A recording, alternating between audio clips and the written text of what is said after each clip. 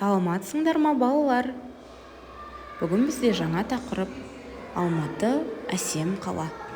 Жаңа сөздер: ғимарат, здание, демалыс орны, зона отдыха, көркем, красивый, ақ басты, покрыла снегом.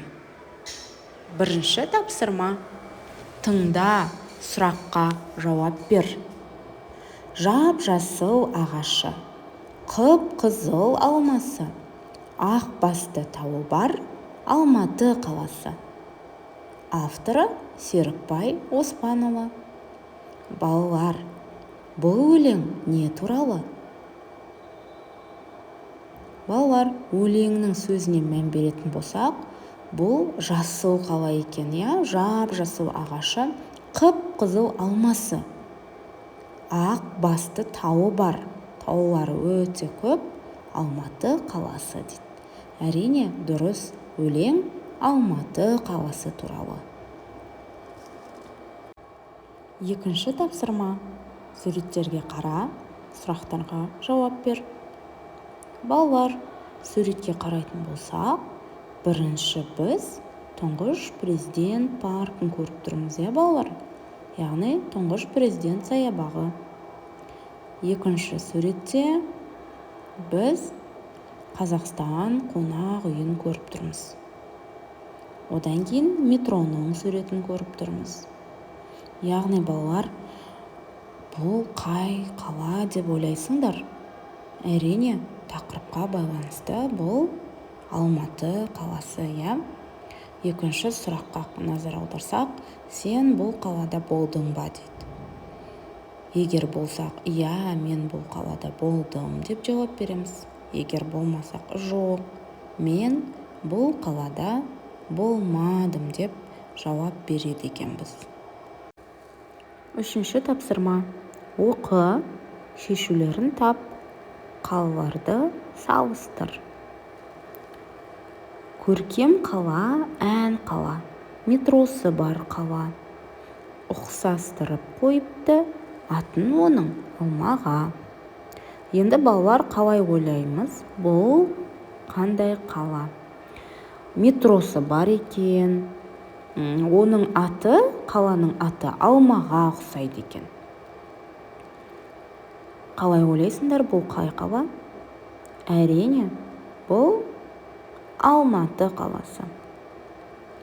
Жақын мекен алысқа, тіпті сонау Марсқа. Бұл қалада тұрып-ақ кетем ұшып ғарышқа. Балалар, қалай ойлайсыңдар? Бұл қай қала? Біздің елімізде ғарыш айлағы бар, балалар? Ғарышқа ұшуға болады.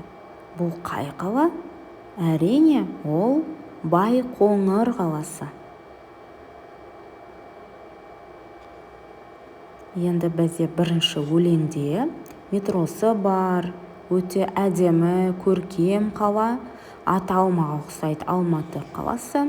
Екіншісі, ғарышқа ұшуға болатын, өзінің ғарыш айлағы бар, Байқоңыр қаласы екен, балалар. Өлеңнің авторы Аслан Тілеген екен.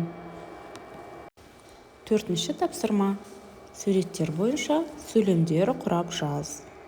Балалар, бізге суреттер берілген және сұрағы бар, анықтап қарасақ, нелер және қандай дейді, Яғни біз бірінші сурет бойынша нелер бар екен айтуымыз керек. Алматыда нелер бар? Алматыда аспалы жол бар. Алматыда таулар бар. Алматыда Шымбұлақ демалыс орны бар.